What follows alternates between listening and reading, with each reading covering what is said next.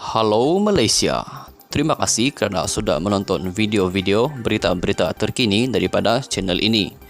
Sebelum kita mulakan berita seterusnya, jangan lupa tekan butang like, komen, share dan subscribe. Setiap komen anda amatlah dihargai. Berita yang hangat pada hari ini. Hai, hello, salam sejahtera.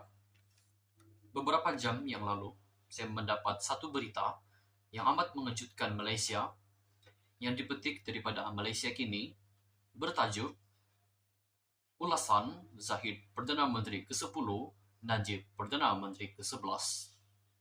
Semalam, sebuah parti Barisan Nasional BN dikatakan berazam untuk membebaskan bekas Perdana Menteri Najib Razak daripada pemenjaraan. Walaupun Presiden Parti berkenaan mengeluarkan penafian, tidak ada sebarang ragu-ragu bahawa cita-cita ini adalah salah satu objektif tersurat atau tersirat UMNO dan Barisan Nasional BN dalam pilihan raya umum ke-15. Di Singapura, pihak berkuasa mengambil tindakan terhadap bekas timbalan Ketua Pegawai Eksekutif CEO BSI Bank Limited, Cawangan Singapura, atas peranannya menyebabkan kegagalan bank tersebut melaporkan transaksi meragukan berkaitan 1MDB. Raj Sriram, bekas pengerusi cabang perbankan pribadi BSIS, diberikan amaran bersyarat 24 bulan oleh Jabatan Hal Ehwal Komersial Polis Singapura dan perintah larangan PO selama 10 tahun dari Monetary Authority of Singapore MAS. BSIS yang Sriram merupakan timbalan CEO dan ketua perbankan pribadi merupakan salah satu saluran utama dana tercemar dari 1MDB, kata timbalan pengarah urusan pengawasan keuangan MAS Ho Hen Shin. MAS menarik semula lesen BSIS pada bulan Mei tahun 2016 kerana pelanggaran syarat-syarat anti pengubahan wang haram atau pendanaan keganasan yang serius dan berulang. Sekurang-kurangnya 10 negara telah mengambil tindakan terhadap skandal 1MDB. Tapi penting diingatkan, tiada pemimpin UMNO atau parti-parti lain Barisan Nasional pernah mengutuk skandal 1MDB sama ada sekarang atau dalam dekad yang lepas.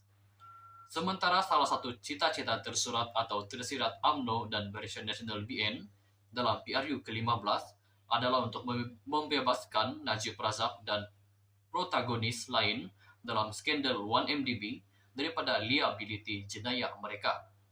Pada pendapat anda, wajarkah Najib Razak dibebaskan daripada pemenjaraan? Sila komen di bawah.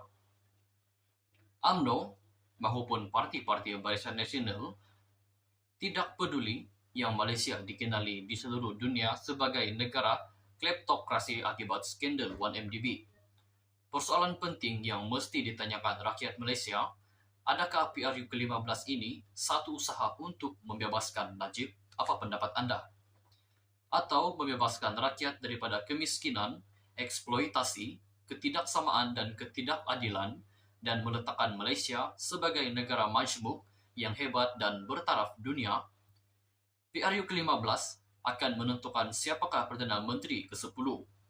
Pengerusi Pakatan Harapan PH yang merupakan calon Perdana Menteri, Anwar Ibrahim, menyeru pengundi membetulkan kerosakan yang ditinggalkan selepas 65 tahun pembinaan negara, mendapatkan semula negara daripada dua kerajaan pintu belakang dan berjuang demi masa hadapan yang mampan, makmur dan peduli rakyat. Perdana Menteri Ismail Sabri tidak bercakap benar apabila dia mendakwa dalam siaran langsungnya semalam bahawa negara kita diiktiraf sebagai yang terbaik di Asia Tenggara dalam menguruskan pandemik COVID-19. Bagaimanakah dia boleh membuat dakwaan sebegini sedangkan kita mencatatkan kadar kematian per sejuta penduduk yang paling tinggi dalam kalangan negara ASEAN? Malah kita mencatatkan hampir 2 kali ganda kadar kematian per sejuta penduduk berbanding dengan negara di tempat kedua seperti berikut.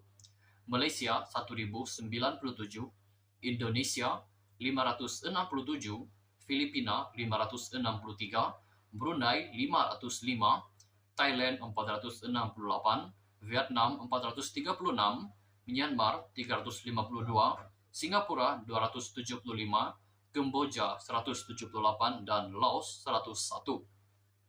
Adakah Malaysia akan mendapat Presiden UMNO Ahmad Zahid Hamidi sebagai Perdana Menteri ke-10? Adakah Najib Razak akan kembali sebagai Perdana Menteri ke-11? Sekiranya rakyat Malaysia mahu melihat negara kita terus dihina di seluruh dunia sebagai negara kleptokrasi dengan Najib sebagai perompak, undilah UMNO, Barisan Nasional, BN, Zahid dan Najib. Sekiranya kita mahu Malaysia untuk kembali kepada prinsip dan dasar asas pembinaan negara yang disabotaj langkah Sheraton yang menumbangkan kerajaan yang dipilih secara demokratik dan sah dan kemudian membawa masuk dua kerajaan pintu belakang, undilah Pakatan Harapan PH dan Anwar sebagai Perdana Menteri ke-10.